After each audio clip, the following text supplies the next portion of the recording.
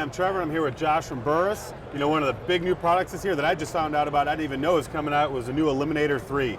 A lot of changes from the old Eliminator. So Josh, tell me some of the changes, some of the new advancements you guys made on this. Some of the biggest changes we got, we've added a parallax adjustment to the scope. Nice. We've changed the battery compartment. It now uses a CR123 battery. So there you go. It has 5,000 battery cycles versus 1,100 on its predecessor. Huge difference there. Big Huge difference upgrade. there. Now, it's also going to compensate through the entire magnification range. So it's going to compensate from 4 to 16 power, where the old version was only at 12 power. Had to be at 12, and going off of that, now it's a 4 to 16. The older one was a 3 to 12, now it's a 4 to 16 magnification at any magnification it'll range at. We've also increased the distance on it. Previous one was 800 yards of compensation. This one now is 1,200. So Nice. a lot further distance on 1/3 it. up. The new reticle in it compensates for wind as well.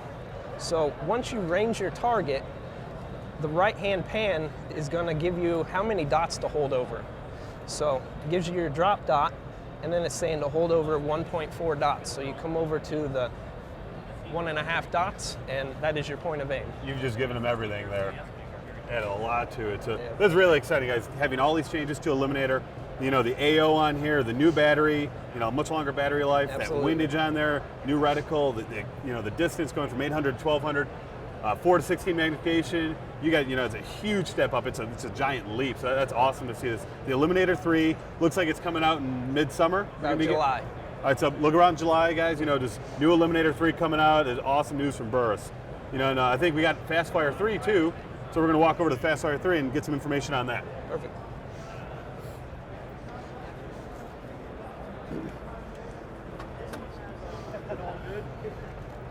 All right, now we're here by the FastFire 3, and I just found out about this a couple weeks ago. A lot of advancements from the FastFire 2 to the FastFire 3. So Josh, walk me through what you guys did with it. Okay, so we eliminated the locking screws, which was a big hassle with the old unit. You had to unlock the locking screws before you made any of your adjustments. We added a radial dial, and the adjustments are now click adjustments, so they're not smooth any longer. Nice feature. We also moved the battery compartment to the top of the unit, so you do not have to remove it to change your battery. That is huge. On a lot of the other reflex sights on the market, you have to take the sight off, you lose your zero, change the battery, having it on top, it's phenomenal. It's fantastic. So the last feature that we added to it is there is a manual adjustment intensity on it. So we have a low, medium, and high setting. And it also, the fourth setting, has the ambient light sensor setter. So if you prefer that, you can keep it on that setting as well. Having the ability to scroll through, if you're in bright light, if you're in low light, changing that to your eye features, that's just awesome as well. And especially if you're in bright light, one of the new features or one of the new things you guys came out with is a sunshade for the FastFire. Yeah. Got that right here, so show us that thing. So the sunshade is completely see-through. Blocks out a lot of the sun issues that we had with the ambient light sensor. A great feature. A lot of target shooters that are being out there, and just having that sun in their face, blocking out the dot. Now you have the ability to throw that sunshade on there like a rifle scope. That is an awesome feature. Absolutely. So a lot of advancements. FastFire 2 to FastFire 3. When are we looking? This is going to be out for the public. Around March. Around March. So guys, look for the FastFire 3 coming out. A lot of developments, and it still uses all the same mounting plates as the FastFire 2. So no need to get new mounting plates. You can still use those same mounting plates. That's awesome. Yep. Great.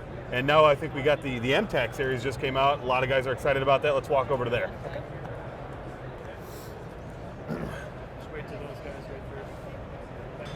And a new series from Burris, we have the MTAC line. I got the 1 to 4 in my hands. And Josh, tell us about what you do with the MTAC line. How'd you change it up? Some of the big modifications that we did is a lot of people like to use Butler Creek lens caps. So we changed the eye box system. Instead of the entire eyepiece rotating for your magnification, we did an individual magnification ring. That way it doesn't bind up your lens caps. We added a low profile target knob, which are finger adjustable instead of the coin slot knobs on the previous TAC 30s. Yep. Great. And then it's still a close quarter 5.56, 7.62 reticle, illuminated in red. This is a 1 to 4. We got kind of the whole gamut of magnification lines. Kind of go through and just tell us what we got here on some of the other models. Okay. The 1.5 to 6 has the same reticle base. It's 5.56, 7.62. finger adjustable knobs, a little bit more magnification if you prefer that over the 1-4. As you go up in magnification, we start with a 2.5 to 10. Has mil knobs and a mil reticle. So you matched mil. Nice feature. We have 4.5 to 14 and a 6.5 to 20 with those features as well. Nice. You got all 30mm tubes. Yes, on the sir. higher magnification, they match mil turrets, mil reticle. A lot of shooters liking that. You got the whole line. You got the 1-4. You got close quarter, and you're going all the way up to longer distance. That's awesome. You're kind of running the gambit. You covered all the bases. A lot of guys are excited about this. All the best features between the eyepiece, the cover turrets, but it's still easily finger adjustable. Awesome. Look for good things with the MTAC line coming out. Absolutely.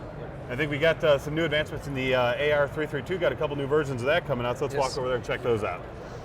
Okay.